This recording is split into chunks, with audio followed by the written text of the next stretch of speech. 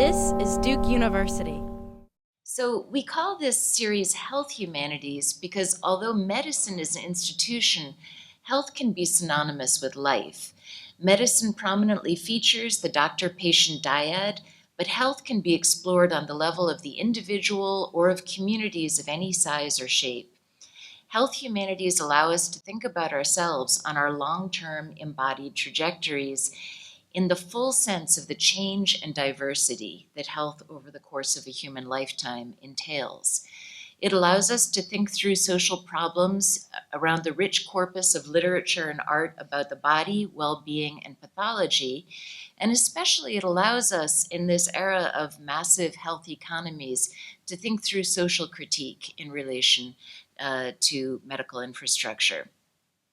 Jay is perfect to help us think about all of this. He's majoring in political science and philosophy with an English minor, and he's writing a thesis on public sphere theory. And I was very excited to hear about this update of Habermas's theory of the public sphere that Jay will be engaging with through his judicious and challenging approach to social questions today. Following the presentation by Jay, we will have a talk by Professor Liu, who is here representing the Center for Universal Design at NCSU. Professor Liu has worked, he is the head of graphic design and industrial design at NCSU, and we should note that that is really the world's premier program in that field. He's an industrial designer by training. He's been teaching for 11 years.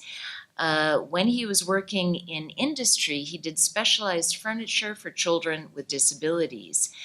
I thought it was fascinating that he has a son who graduated from Duke with a degree in biomedical engineering a couple of years ago. He has another son who is living with a challenging health condition, and so they are all working through these questions on a variety of fruitful levels. Leigh Fickling has been in higher education for 20 years. She has a law degree and an interest in disability law and education law in particular. I think that we're going to hear from her about some fascinating ways of getting to know our community more deeply and without reservation or stigma. Our final speaker today, Todd Carmody, was unable to join us because he has a newborn baby at home in Boston, and then his flight, which he was going to take just today, was so late that it didn't work out. So he is joining us by Skype. Todd was recommended to us by Priscilla Walt, who just walked in. She ran a program called the First Book Institute, at which she met Todd. And he is currently a lecturer in history and literature at Harvard University. He teaches broadly in 19th and 20th century American and African American literatures, and occasionally in modern Europe.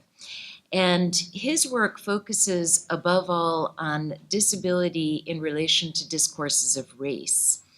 So we thought that with these different design, philosophy, and also journalism, disability management, and humanities perspectives, that we will have a good footing for our conversation. So I'm a senior at Duke. I wrote an op-ed this past summer celebrating and questioning the 25th anniversary of the Americans with Disabilities Act, which really marks the culmination of a progression of thought that I've made over the past few years about what it means to live with disability and what it means to think about disability in broader contexts. So my initial experience with disability was always very individualistic and very personal. And so the way I interpreted the disability experience was sort of through the perspective of a late adolescent and a college student. But I began reading in the field of disability studies a few years ago, which is this really, really broad interdisciplinary field that engages with questions of disability in society from any number of perspectives, ranging from history and literature, as you see with Professor Carmody, to anthropology and philosophy and political science and a whole range of questions. And I think one of the most exciting things I learned from disability studies, and one of the most exciting things that the humanities perspective can bring to our understanding of disability in society, is that we can't forget the fact that society is always a part of disability. And whereas it's tempting to view disability or any sort of physical impairment as a very individualistic, principally biological phenomenon, I think there's much to be gained, and this isn't original thought, but many people think there's much to be gained by viewing disability as a complex interplay between person, biology, and society. We can imagine a perfectly accessible world where any given biological impairment doesn't manifest as a disability. So if we had a perfectly accessible world for individuals with vision impairments, we can imagine that there would be no sort of barriers to their full participation in society. And so it's actually the sort of social arrangements around us that in effect disable certain people. And there are different inflections of this sort of paradigm, and it's been explored for years in a number of disciplines, but that's sort of the general takeaway that inspired my engagement with disability thinking and with disability advocacy.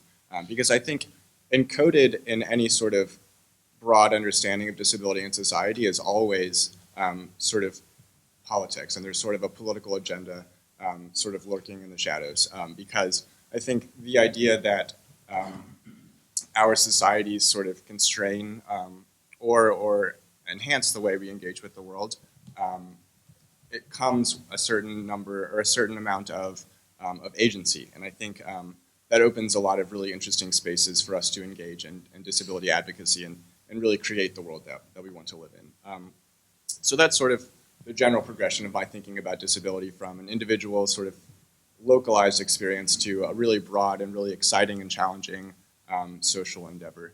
And so that's sort of what inspired me to look towards the 25th anniversary of the ADA, which, as we all know, is this giant and landmark and landscape shifting law that was passed in 1990 that mandated non-discrimination in public and private places for those with disabilities.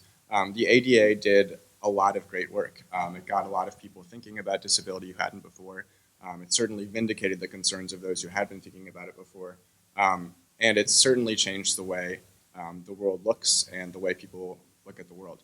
It's enabled me to have the kind of experience at Duke that I always wanted to have, even though this isn't something I might not have thought about before. However, the ADA has, from my perspective, implemented a sort of an almost tyranny of a legal structure in disability discourses, and it encourages us to approach disability and to approach inclusion from one particular avenue. And while the law and while compliance and the semantics of compulsion are very important for encouraging people to think about what their relationship or what their obligations surrounding disability are, it's not the only one. And I think the field of disability studies is certainly proof that fruitful engagement can be had from any number of perspectives, not least of all, of course, the humanities. So in my op-ed, I sort of tried to explore where can we go from here? What might the next 25 years or the next 100 years look like for disability inclusion and justice? And I wish I could say I had the answers, but unfortunately, I have a few preliminary ideas. But I think if there's one thing my humanities education has taught me, it's more important to get clear on the questions we want to answer than it is our particular answers to those questions. So I'll conclude my opening remarks before we move on to our next speakers by just offering a few lines of questioning that we could all consider today, or just I encourage you all to think about in the future as you engage the world, whether or not you have a disability. So the first of those questions is how can we give credence, or how can we give more weight to the personal experiences of those with disabilities, what we might call the phenomenology of disability and the lived experience? I liked that Director Jensen used the word embodiment, and how can we give credence to those experiences, and how can we support and understand the realities that living with a disability is often challenging, while also remaining sensitive to the larger social concerns. I think it's possible, at least theoretically, for those perspectives to come in tension. That is the individual phenomenology of disability and the desire to remain sensitive and fired up about the larger social implications. So the tension between individual and the social is something we might think about. Second, how can we understand disability as diversity? A place like Duke and many places in society do great jobs of bringing up conversations about diversity and how we're all better for it.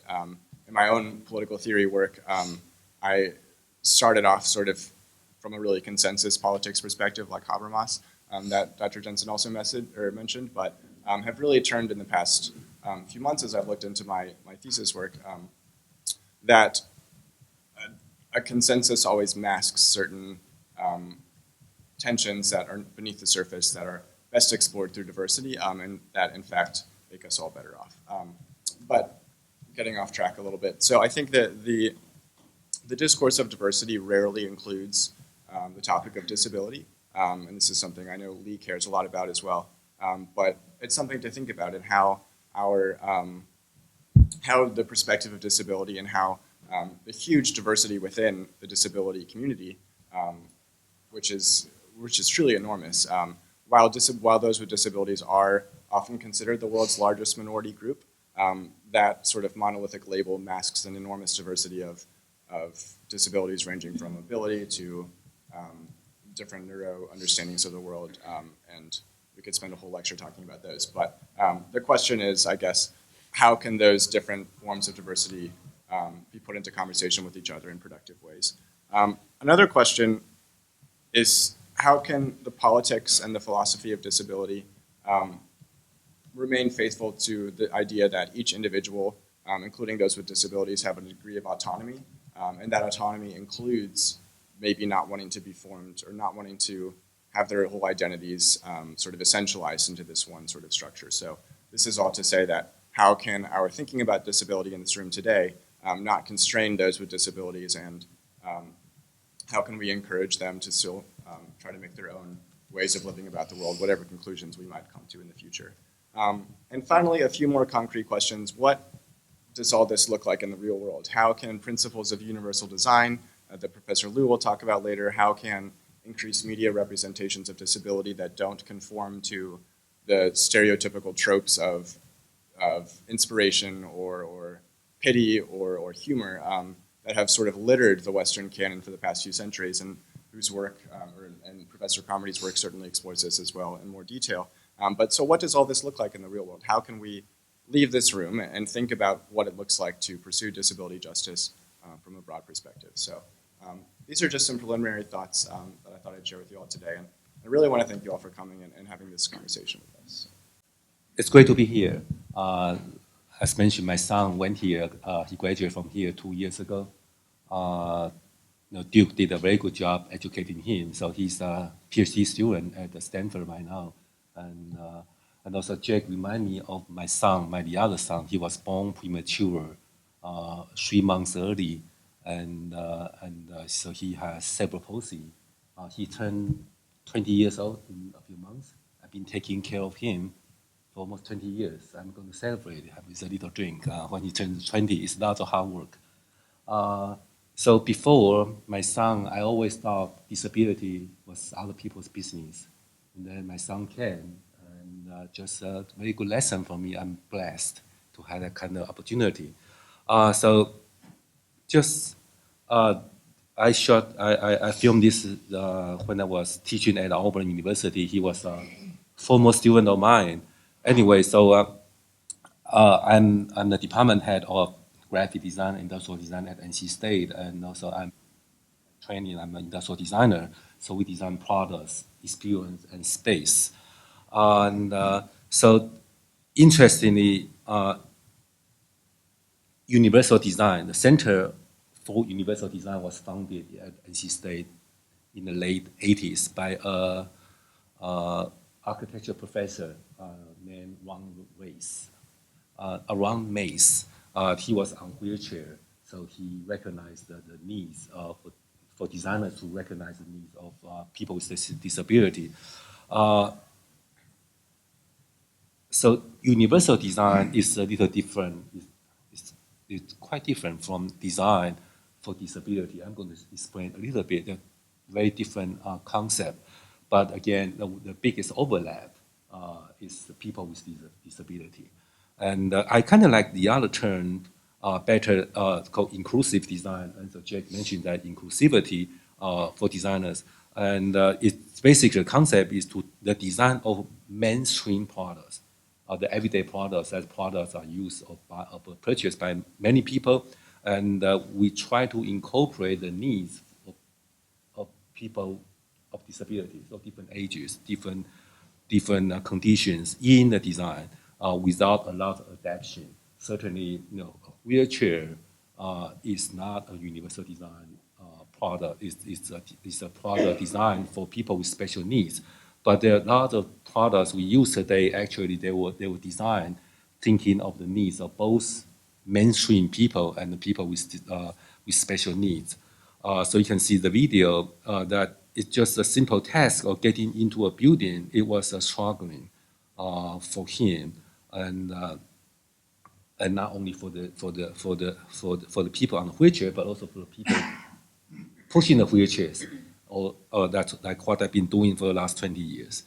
Okay, and so I've been teaching design for 20 years, and some people think design is kind of romantic. We can work on the blue sky projects, do a lot of ideation, a lot of creativity, and it's not just design, not just design of products, but also space, graphic, anything related to design. But certainly sometimes got blue sky, but sometimes students have stuck in the late hours, and multiple deadlines, things like that. But I've been reminding the students all the time that no matter what kind of the deadlines they are meeting, don't forget they are designing for people, and there should be any piece of paper they're working on. They should be remember the people they are designing for. And but again, there are more than 7 billion people in the world, and certainly that's a big a population to design for. But the 7.3 billion people, they have different ages, different abilities, different genders, different sizes, different cultures, different economic situations. We all aware of this, and these are all the people designers, architects should be designing for. But the thing is, traditionally, like when I was as a design student many years ago, this is kind of mentality the conventional design education has been, just pretty much all the human situations, a bell curve, right? We had people, the average height, we had people taller, we had people shorter, we had people very, very tall, we had people very, very short. But most people are in the center of the bell curve. So the design education usually asks the students to design for people that in the center of the bell curves. So that's able-bodied people. That's the mainstream customers, people, users.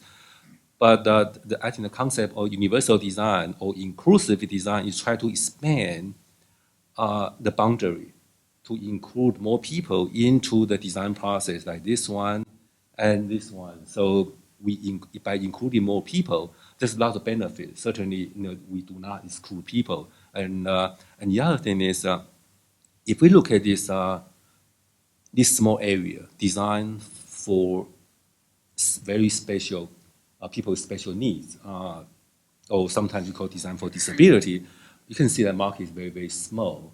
And certainly there are needs for it. But the other thing is because the economy of scale, usually if we design for a very small group of people, the engineering cost, the design cost, production cost going to make the products very, very expensive.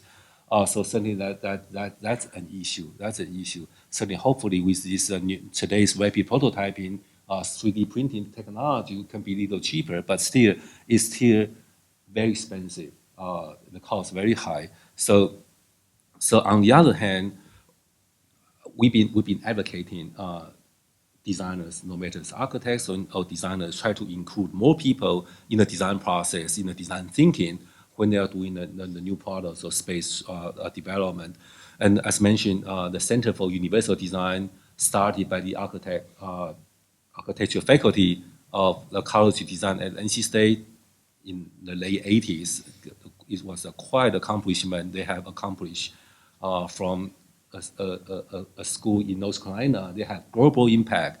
When I went to Japan, when I went to Europe, people remember, people just or influenced by the center. And also the one thing is they developed these the principles of universal design, and people still talking about it. A few years ago, I went to Tokyo, and the Toyota has a showcase in downtown Tokyo. It's very expensive properties, and they have a showcase of universal design. They gave away little booklets, both English and Japanese, with a lot of interesting drawings. The main readers are little kids, not designers. And Professor Ron May's picture was there, and the 7 principles of universal design were there. So you can see the global impact. But on the other hand, unfortunately, the federal government's funding dried out. So universal design, a Center for Universal Design, basically does not exist anymore.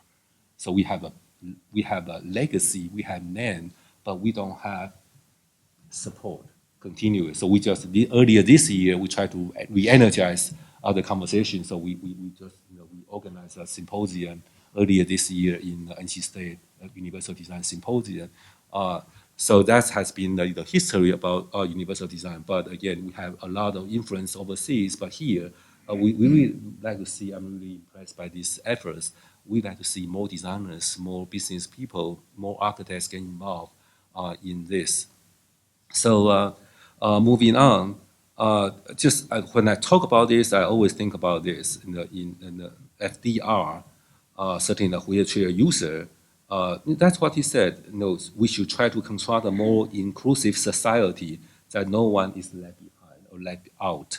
So that's the concept of inclusive design or universal design. I like the term inclusive design better than universal, is because there's no way any design could be universal. There's always obstacles. There are always challenges. But inclusive will be an effort. We kind of encourage the designers, architects to make the effort to include more people, as many people as possible.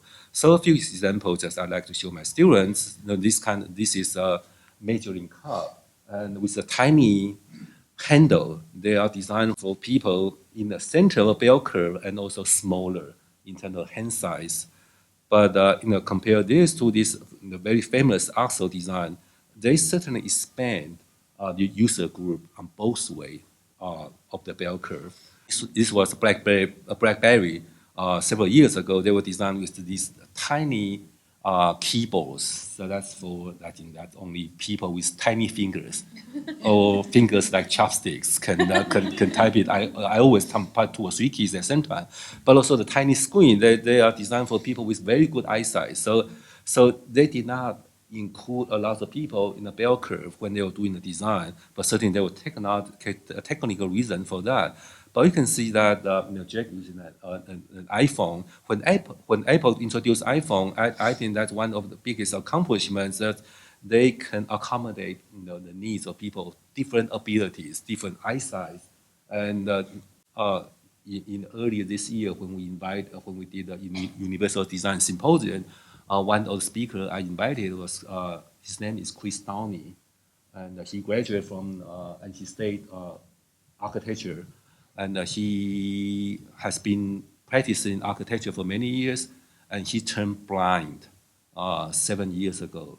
And he is one of the very few blind architects.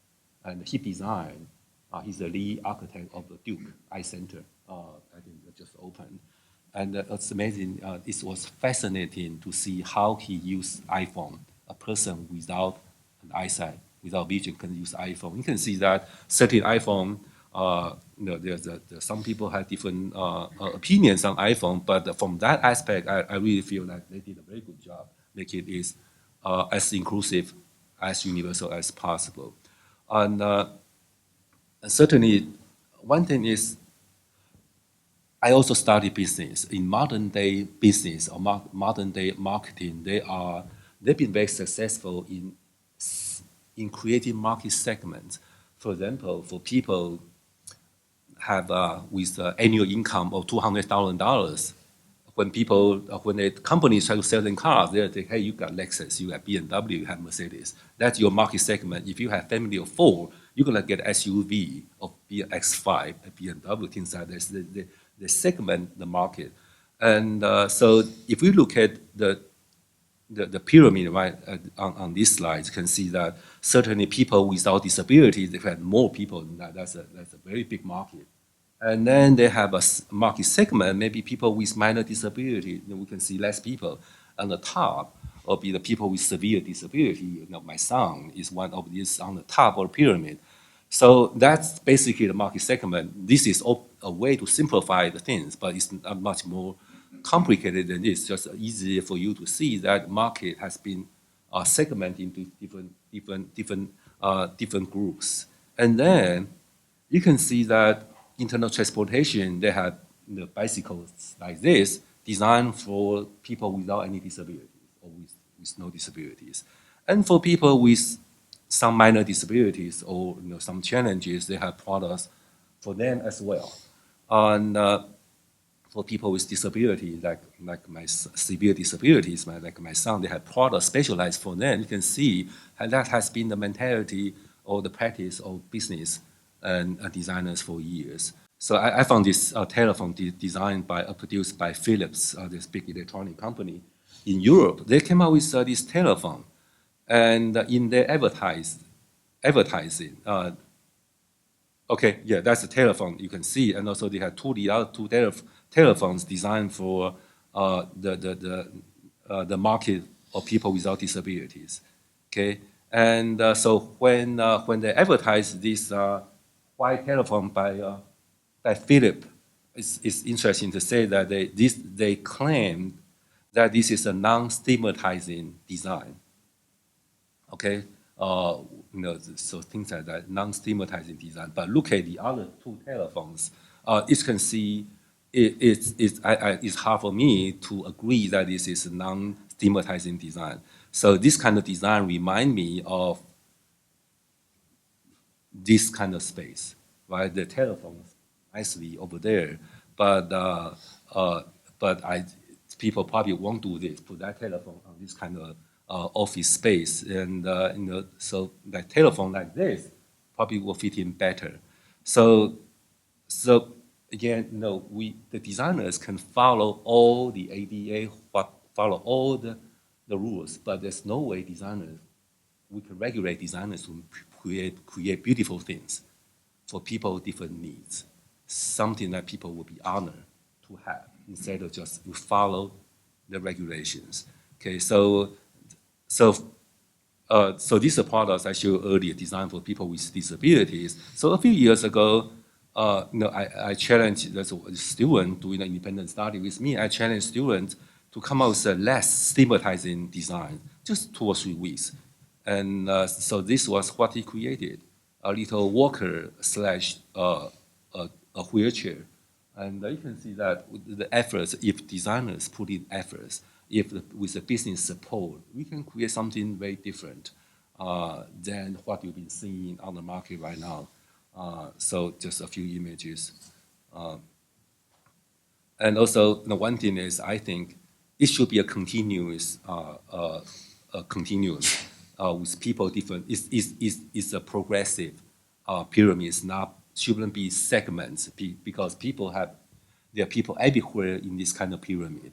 So in the bottom, certainly people without disability, and the people in the very top, people with severe disability or very strong needs, but it shouldn't be gaps. Designers should try to include as many as possible instead of design for certain groups. So that has been the effort of inclusive design or universal design. I certainly that has been my hope, my aspiration. So just give you examples that this doorknob, that's a textbook example. This doorknob, if you don't have 5 good fingers, you won't be able to open it. Certainly the other good examples is this, you just need 1 finger, or without a finger, with the elbow, you can open a door. And so that's more inclusive. Certainly the doors like this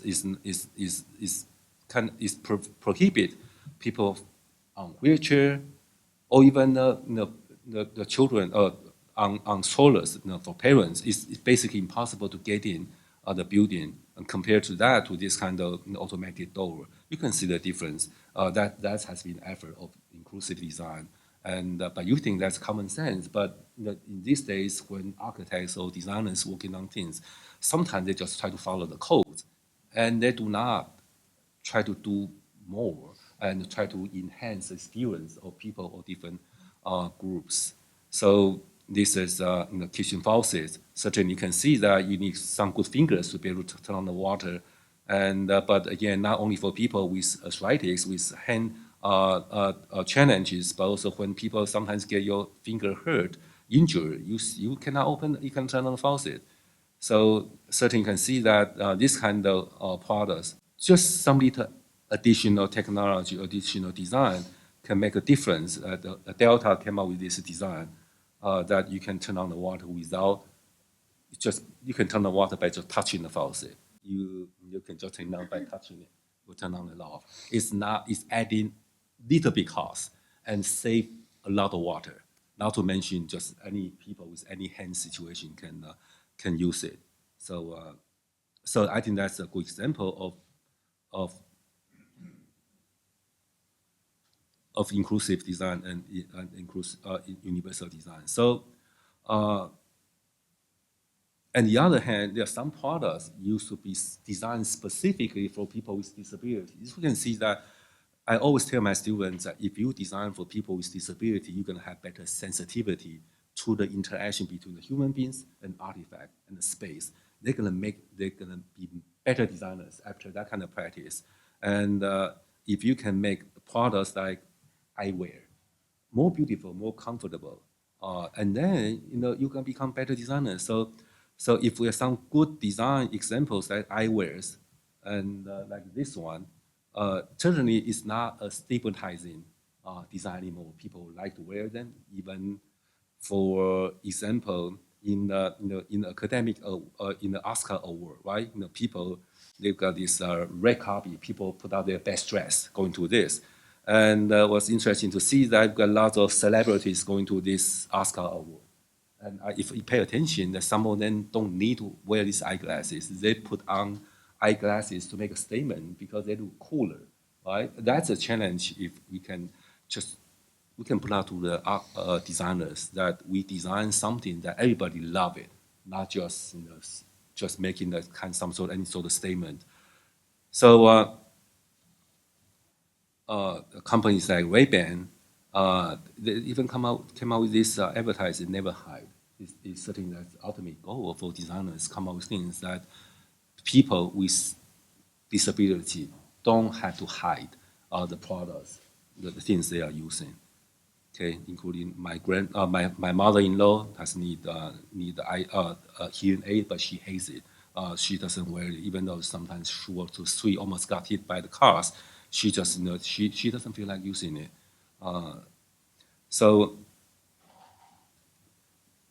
that has been my challenge to, certainly it's easy to say, but students, sometimes after this lecture, they got excited, and then 2 years later, they forgot. So we have to constantly remind the design community that this kind of work, thinking of universal design, inclusive design, going to be better design.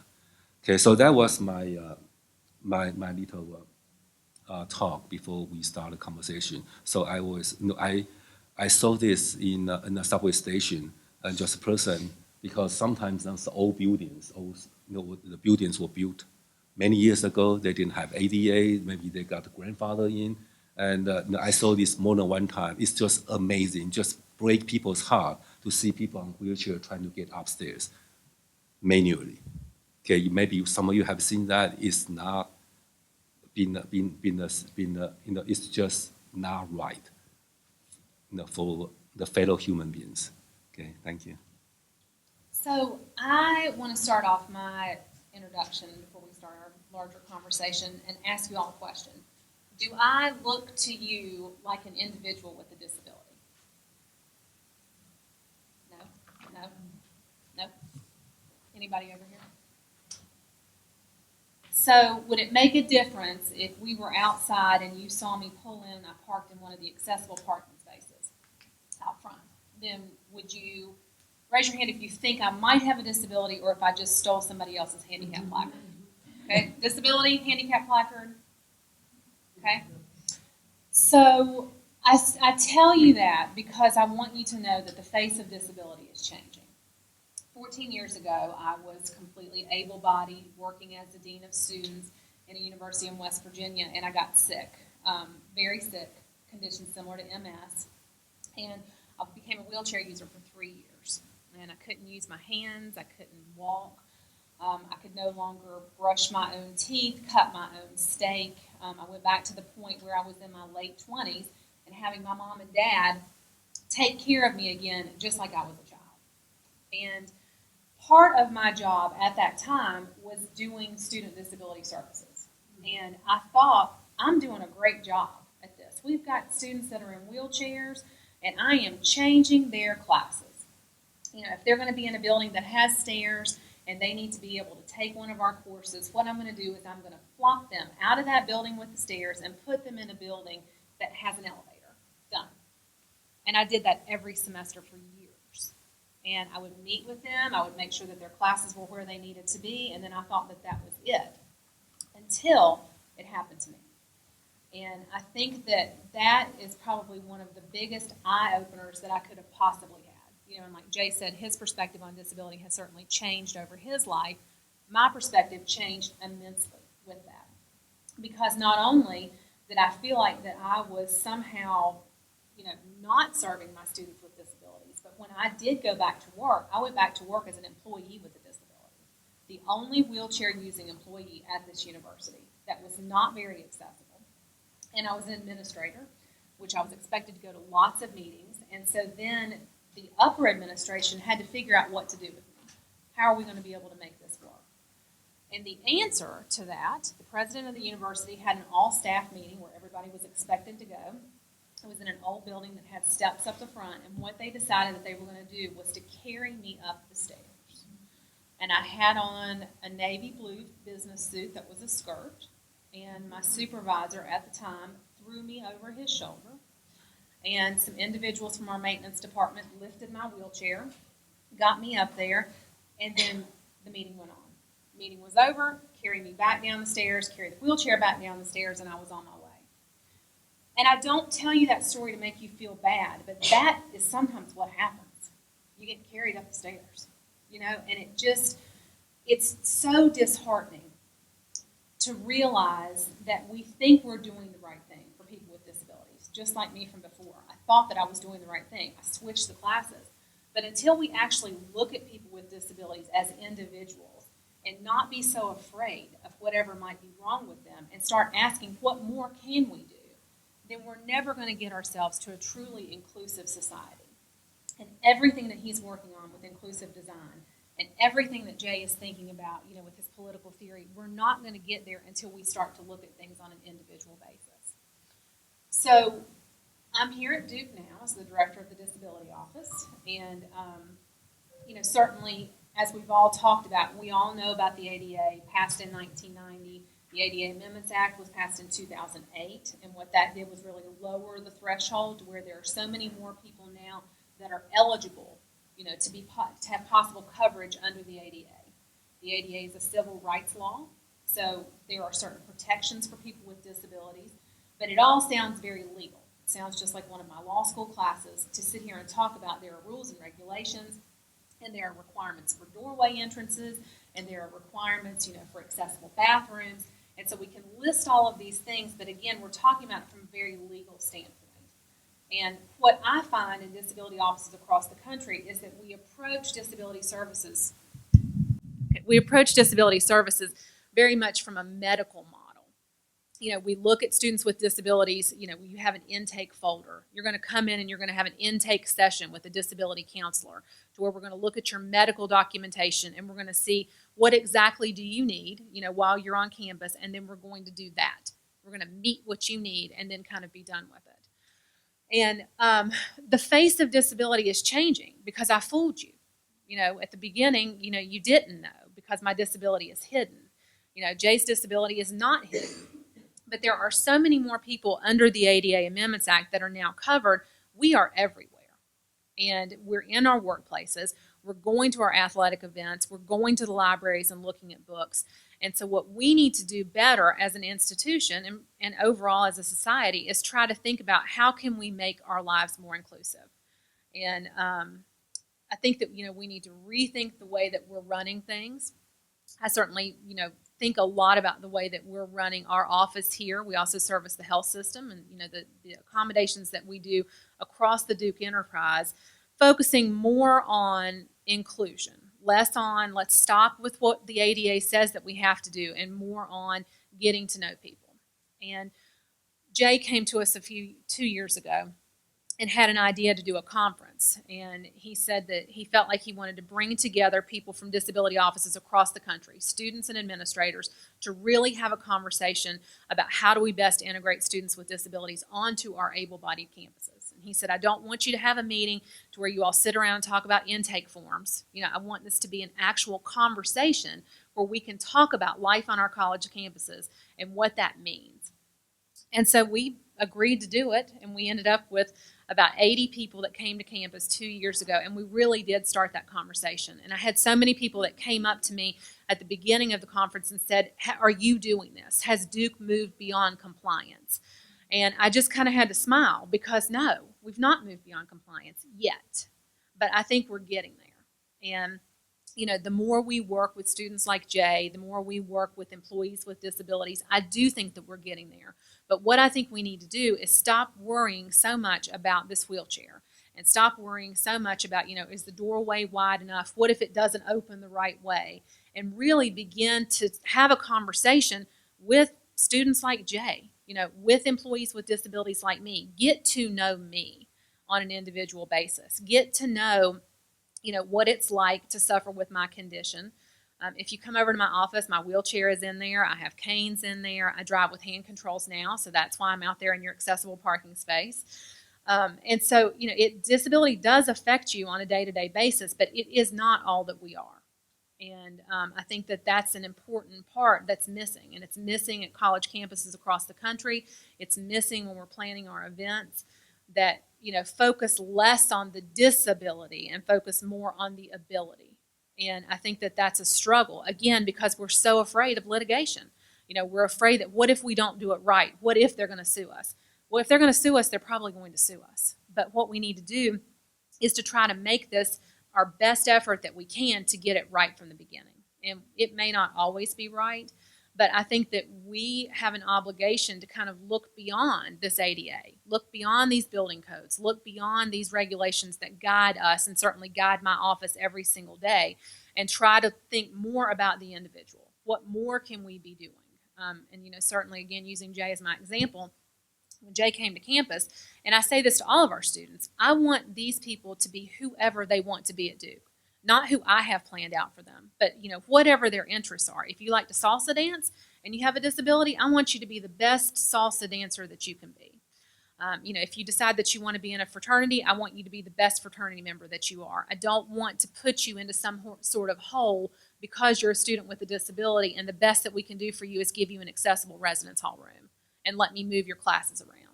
I think that, it's more than just that. We need to kind of go above and beyond what we've been doing, and that's hard.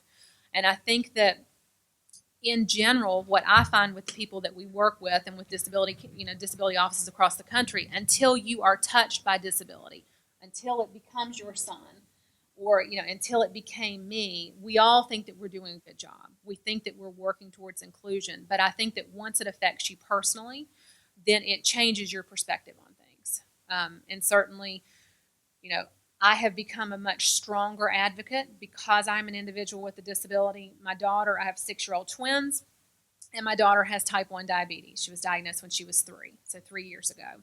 And diabetes is a disability under the ADA. And so now, I spend my day working with employees and students with disabilities, and then I spend my side time advocating for my own daughter in the public school system and making sure that she's getting what she needs as an individual with a disability.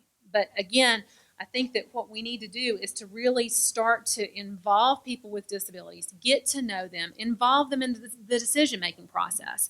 When we're building construction on campus, we're renovating things on campus, have you stopped to ask an individual with a disability, where do you think the best location for the bathroom would be? You know, if an accessible entrance is at one end of the building and you put the accessible restroom at the completely opposite end of the building, yes, you're meeting the regulations. You've put your accessible restroom in there on the floor. Your building is accessible, but what does that feel like for the individual with a disability to have to go all the way through the building just to get back to a restroom? But I think that the only way that we get there is to really change the way that we think about people with disabilities. Again, take the dis out of it. Think about the ability, think about the person, and stop being so concerned, you know, about what the ADA says that we have to do, because we're going to do it. We are good stewards. We want to follow the law, and we want to stay within the guidelines, you know, of our regulations. But I just think that there's so much more that we can do. And I appreciate you all being here today and having this conversation with us, because I hope that you give me ideas to get out there and make it happen even faster here at Duke.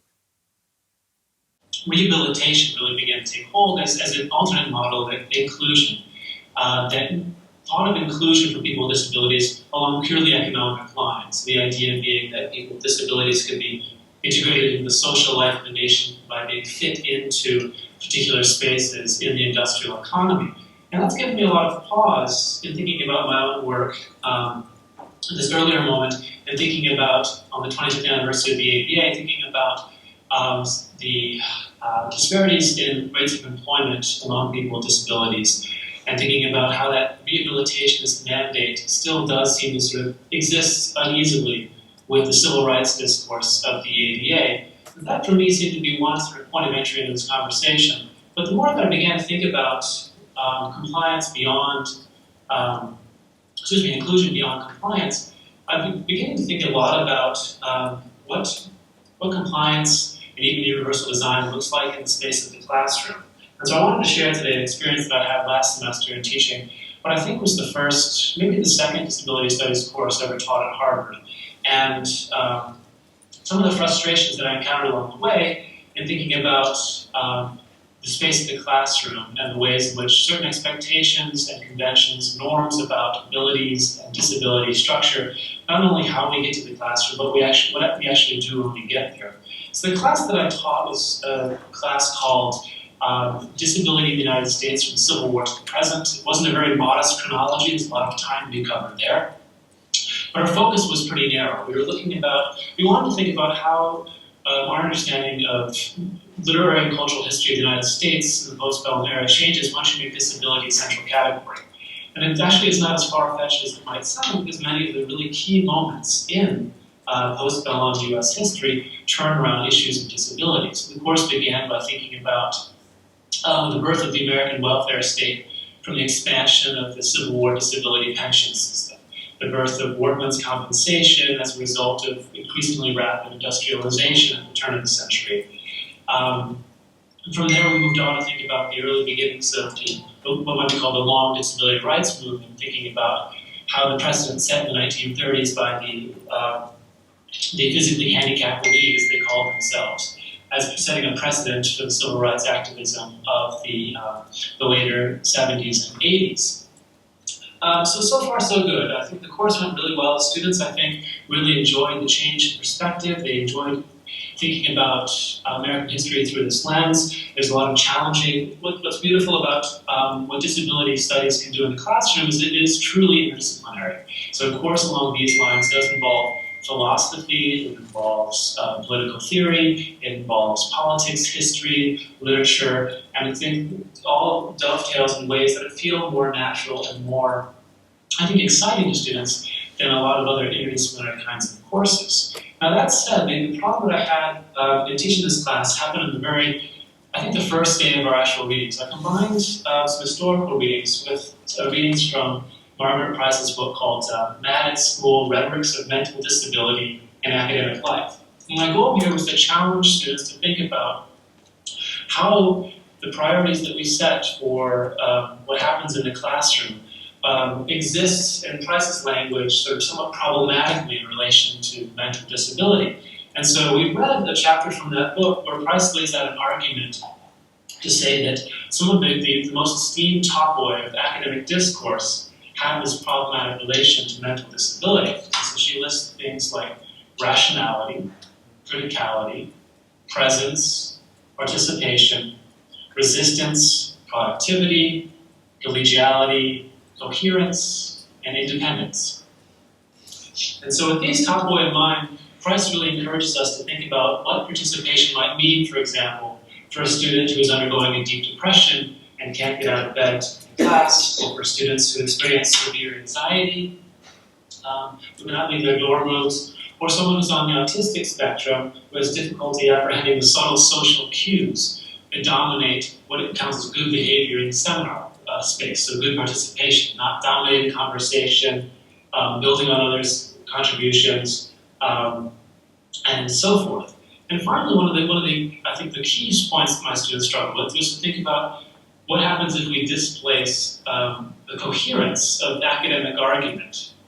So coherence as a value that we place or esteem for academic writing. What if we move that from the scene? Can we think of different models of academic inquiry that don't place such a value on the rationalized discourse of coherence?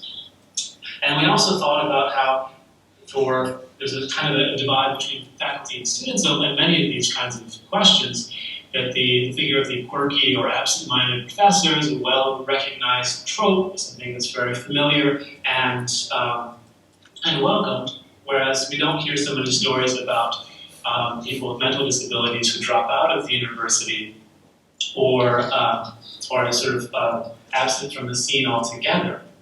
Now, in facing my students' resistance to this kind of what I really hoped to have would be kind of a pedagogical moment very early on in the semester and set the stage for the discourse throughout the rest of the semester, and put our own sort of model in the space of the classroom in our class discussion, the kinds of analysis that I wanted to bring to this much longer historical sweep of the syllabus.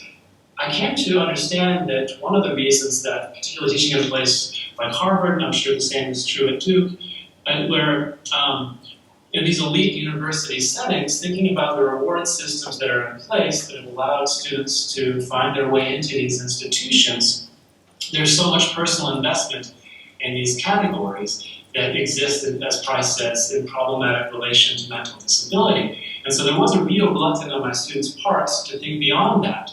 And so the idea that I'd like to sort of bring into the discussion now is to think about what some scholars are calling, and activists are calling, universal design for learning. To think about how the principles of universal design might be brought into the space of the seminar to recognize and value different kinds of learning, different approaches to the material at hand, different forms of assessment, above and beyond the kind of disability or statement of inclusion that we put on our syllabi. And so that's just an idea I think I'd like to throw out in discussions to think about, and with you, maybe similar experiences we've had in classrooms, either as faculty or as students, and how we might begin to sort of think, to push this project forward, and to think about inclusion and universal design on campus, not merely in terms of physical access to buildings and to resources, all of which are incredibly important, but also then to think about what actually happens in the space of the classroom itself. So I'll start there. So let's just open up this conversation among you all, and we welcome audience participation. The conversation also is about not talking about it. So I guess the ADA really did start to have that conversation, at least to be talking about it and not ignoring it. And I know for myself, and probably a lot of other people who don't presently have a disability that impacts life in any great way, that we're shy about talking about those things, and how to overcome that within the broader conversations, I think, helps us get forward. You said a lot of interesting things there. I think just in relation to your last point, the able-bodied populations of speaking with disability or thinking about it in relation to their own life, is certainly one that both mirrors other forms of diversity. There's obviously an extreme discomfort of talking about racial issues in American politics still to this day, to all of our detriments. But disability is something that, especially masculinity, when we talk about what a good participant in society looks like, is often defined against conceptions of disability and this is something that I know Professor Carmody's work has explored it, and others have as well, that the progression of, I think how to word this, that the civil rights movements of other diversity movements, especially those of other races in America, were also used in addition to disability discourses. So when the women's suffrage movement was going on in the early 20th century, one of the principal arguments was, well, women don't have disabilities, so this is the reason why they should be allowed to vote. And so just the constant by furthering the stigmatization of other movements like those with disabilities is something that I don't think we fully accounted for or understood theoretically even. So those are just some initial scattered thoughts to your welcome comments. The question, we return to Jay's comment about this governing tension between the sort of private and public identities, a certain way in which that anecdote really brings home how disability was considered part of a private identity, but not relevant to the public conversation. And I think we see that similarly in other kinds of analogies and comparisons that are drawn between the disability rights movement and other civil rights movements, thinking about what it was that one of the key features of the disability rights movement was to make disability not merely a personal question, but also a public identity, a political identity. And that seems to, that anecdote really sort of, I think, hits that point home nicely.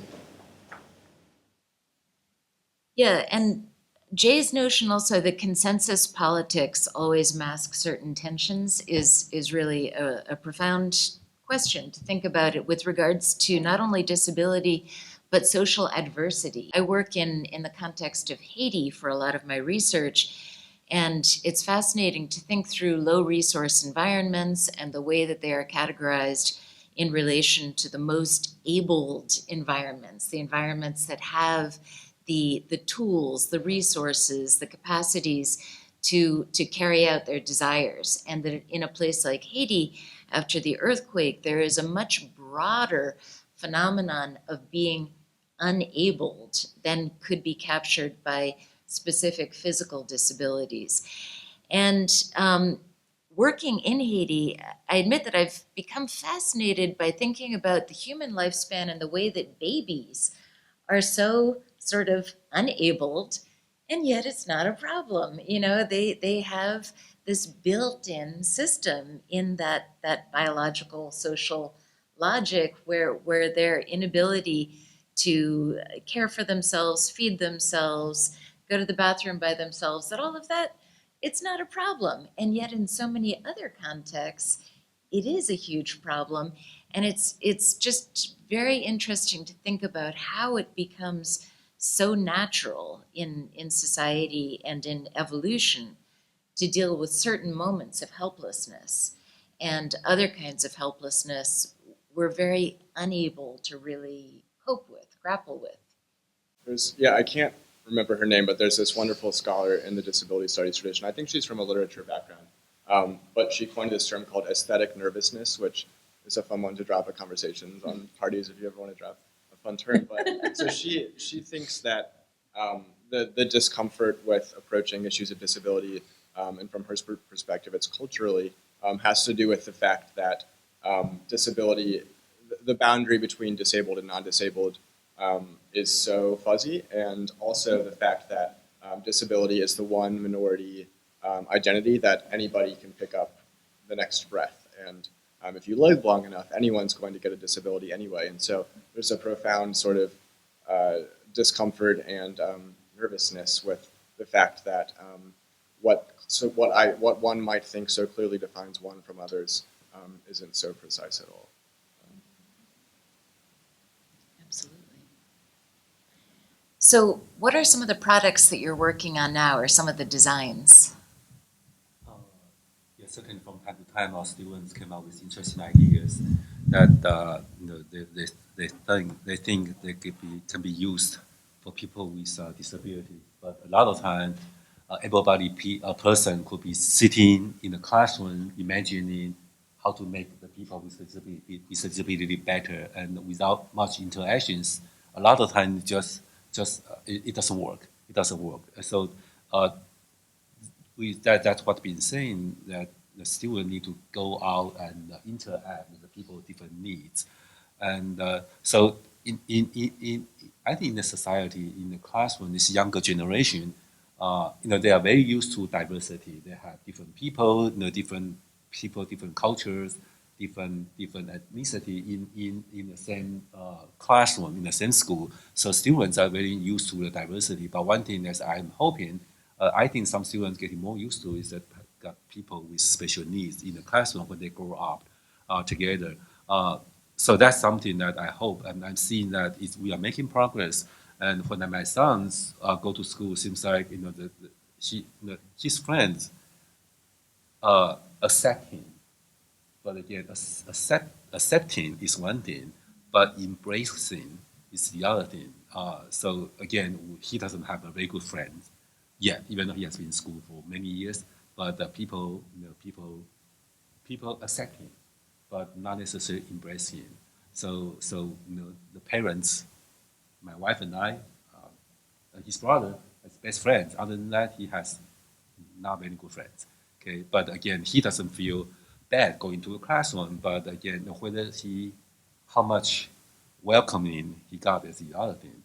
And so what I've been seeing is the 25 years into ADA, into this universal design, I think as a society, we are getting better working on the physical aspect of things. In the restaurant, in the building, the learning in the environment, we are getting better and better with more understanding. But I think in the emotional, psychological level, we still got work to do. It's how to make people even proud of their disability.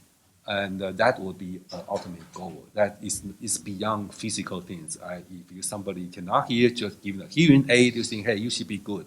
And they are not good because they should be feeling very good just as much they love an iPhone as they love the product they should use to make their life better. So I can see that that's going to be the next challenge. I think in the conference earlier this year, I mentioned that the chapter 1 of ADA or universal design focus on the physical aspect of the space or experience, space and artifacts. But the chapter 2 should be on the experience. Leigh mentioned that experience, how people feel. That's even more important than how things function. And that's something that I think we are all, it's a challenge we all have to be working on. And if disability is a space from which we can generate innovations, that may help with this question of intimacy that has come up with each of the speakers today. And that is partly almost an aesthetic of innovation that we have not very soundly identified with disability to date. But I wanted to read you a couple of lines from a paper that Professor Liu has written. So the abstract says, can a musical performance be enjoyed by those with little or no ability to hear?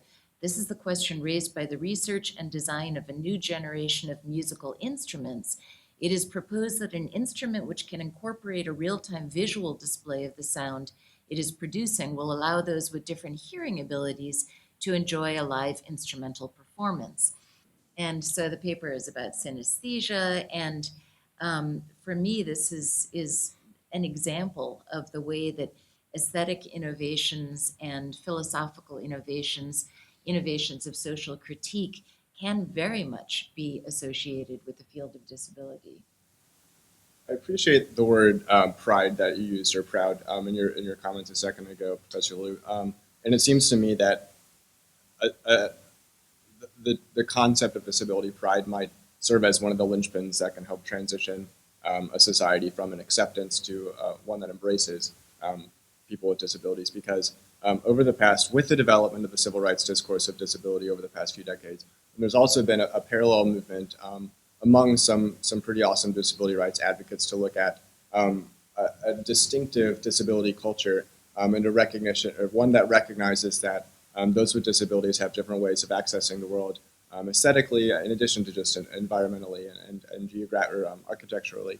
And I think that the more that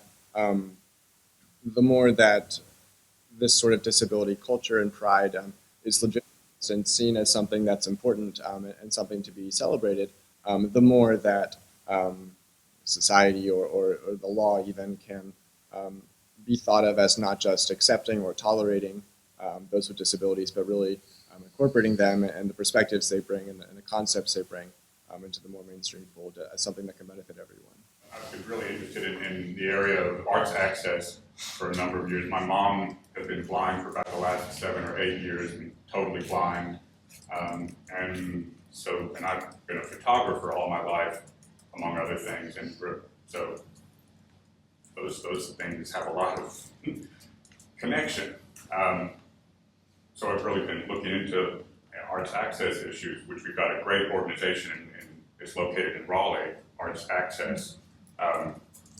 But also just to your question about can a person with hearing impairment enjoy music, one of the interesting Broadway productions is about to open, I think, or it might have just opened, is Deaf West's production of the musical Spring Awakening, using people, so along with the actors who are speaking and singing, although sometimes they're not doing the singing or speaking, but there's a person kind of shadowing them who is signing the action or signing the song. And it's groundbreaking, really, in terms of a Broadway production.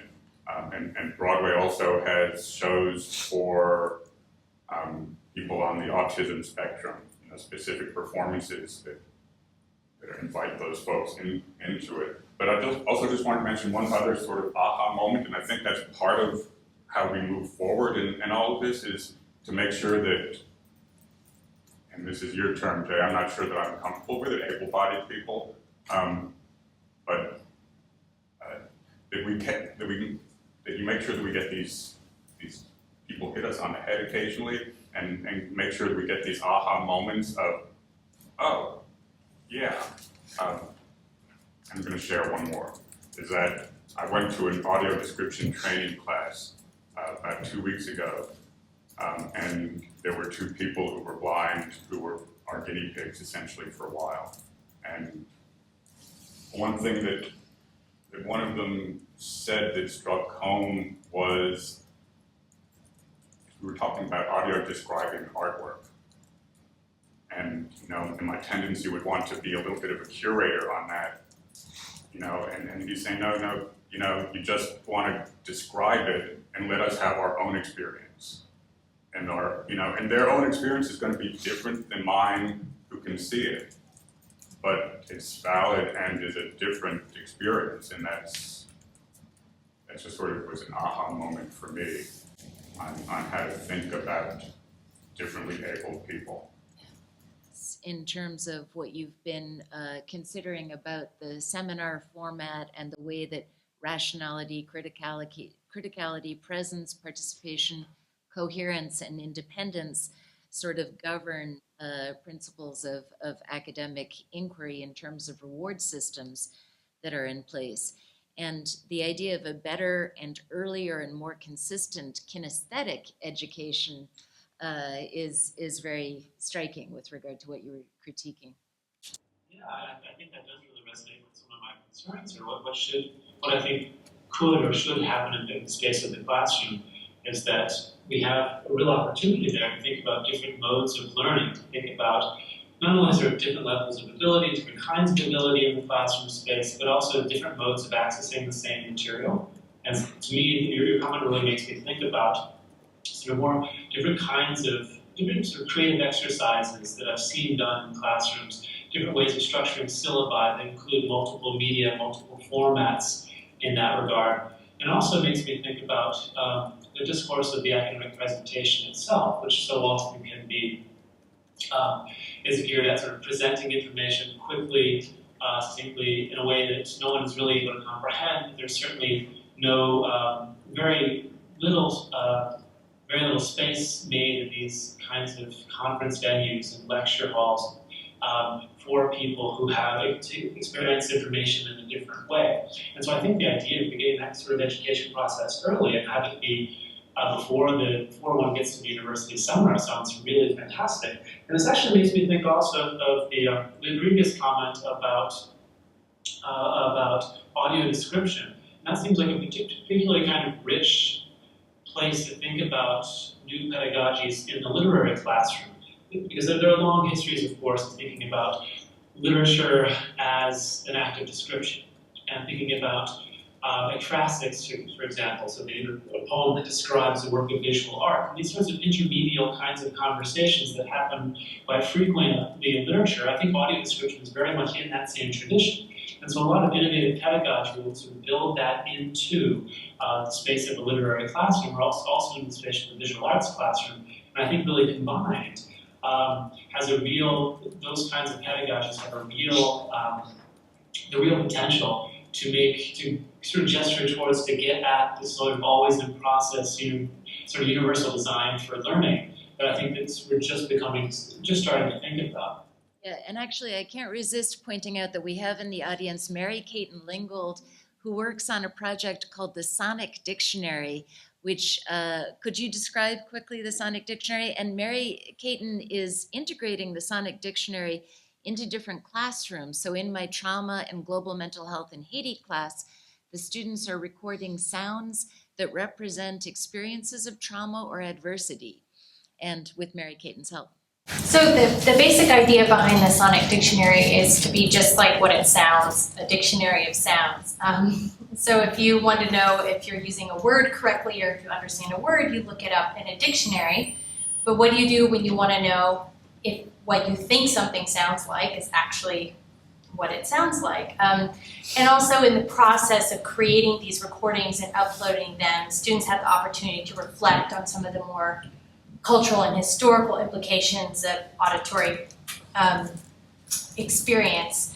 And one of the reasons I came today, and I'm really inspired by a lot of your thoughts, is how to bring principles of universal design into the digital database itself. I mean, on the one hand, you're providing one level of access by having audio recordings, but then it's immediately exclusionary of folks with hearing impairments. And I've also thought about how I would potentially include a hearing impaired student in the activity in the classroom. And I think the more I think about designing in digital interfaces around audio, you come to realize that you have to think of the sensorium in multiple and in tandem, and that's the answer. So instead of sound or visual or kinesthetic, how to bring those three realms and even more. And I guess that's fundamentally what universal design aims to do. Anyway, so thank you all for your comments. It's instructive for me, and I have a lot to think about in terms of how to design the project to be more inclusive. What can we as individuals do to be more involved, both influencing decisions at Duke and outside of Duke? So I was a student here and I've been an employee here for 10 years, and I don't know the answer to that question. And as someone who uses a wheelchair, it seems bad. I think it's hard because we're not asking you. We're not. We're not asking you what do you need or what do you think others would need. Putting aside the fact that you're a wheelchair user, but just trying to get other people's perspective on things. When we plan events, when we plan meetings, when we make things that are mandatory for you as an employee, I don't know that we're reaching out enough and asking, a different segment of our society, tell me how would you benefit more from this? We have great advocates for people with disabilities on campus, but I think that it's actually, empowering you to feel like that you can say, hey, don't forget about me, and making you feel like that your voice is just as important as, your able-bodied colleagues' voice is. I think that, from a student standpoint, Duke is much better today than it ever has been. Much better. I think that the future of Duke for students with disabilities is very bright because people like Jay, continue to pave the way. And, every student with a disability that we get, every residence hall that we renovate, every, major academic accommodation that we have makes it better for the future, for the students. But I think that, we all need to keep in mind, like I said, the future of disability is here. You're here as a student, but then you become members of our workforce. So then again, how do we harness that? Take the power that we have in our academic bubbles when we have students here for 4 years or 6 years or 8 years, kind of in a protected sphere, and then integrate that into our workforce and, make you feel like that you do have a voice and that you can say something, in order to be able to make the experience better for you as a Duke employee. And I think that this is an opportunity to make a plug for the humanities, because in the humanities, if we do things like reading groups, if we do slow thinking together, we do have more of a chance to get to know each other and to sort of go out with a new energy to design our world, thinking about universal design and ADA. So I think that the humanities are a way to get away from just plain policy and enforcement and regulation, and to really meditate and interact more profoundly. So You also might be pointing to a more profound difficulty that has sort of underlined a lot of or has sort of been in the shadow of a lot of the comments even made today, and certainly my thinking about disability more broadly is that there's a pressure that's sort of placed on those with disabilities to be the ones who are the ones teaching everyone and the ones saying we can't have them forget and we need to talk about universal design. And this isn't exclusive to disability. This is the case for sort of all marginalized identities in society to begin with. But that's a difficulty that I don't know if there's an answer for, but just I think one answer maybe is that we should get to a place where, and I'm already using the exhortatory should, and that implies some sort of fight that needs to be had, and someone needs to be leading that fight. But there should also be freedom for you not to have to fight, and for you to just go to work and have a safe and a welcoming environment there, and for me to go to a classroom and not feel compelled to talk about disability if it's brought up in the reading or whatever. So one sign of progress towards, I guess, an inclusive society is the fact that we don't have to recognize it as an inclusive society, if that makes sense. wonderful. Well, thank you so much, everyone.